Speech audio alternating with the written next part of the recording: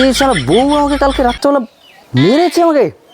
আজকে ওর খবর করতেছি আমি। তারা কই গো, এদিকে এসো। কি হচ্ছে? এত চিৎকার করছো কেন? তার আগে তুমি বলো, কালকে রাত্রেবেলা তুমি আমাকে মারছো কেন, আগে সেটা বলো। আমি তোমাকে কখন মারছি গো? রাত্রেবেলা স্বপ্নের মধ্যে কেন মারছিস আমাকে?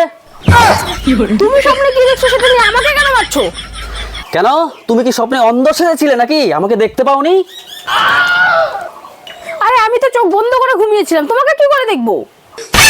তোমার কি মনে হয় আমি কি চোখ খুলে ঘুমাই? না না, আমি কখন বললাম তুমি চোখ খুলে ঘুমাও? তাহলে কি বলছো তুমি? কি বলতে চাইছো তুমি?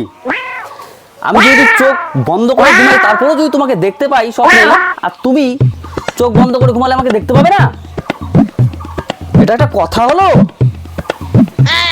ঠিক এইখানে আমি এইভাবে দাঁড়িয়েছিলাম, এইখানে তুমি ঠিক ঠিক ওইখানে ওইভাবেই দাঁড়িয়েছিলে।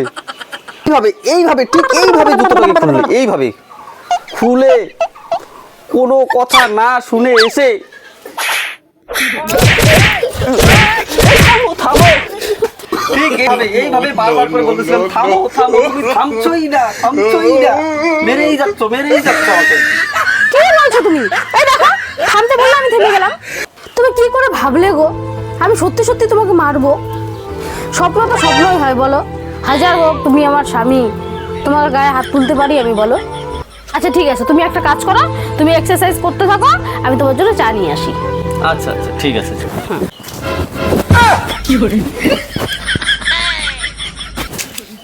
আবার কি হলো? তুমি যে বললে তুমি আমাকে সত্যি সত্যি গায়ে হাত তুলতে পারো না, তাহলে আমার এই গেঞ্জিটা কি করেছিল? তুমি না বললে স্বপ্নে তোমাকে আমি মেরেছি? হয়তো স্বপ্নেই ছিঁড়ে গেছে। পারি না আর পারি না, আমি কেন মরি না।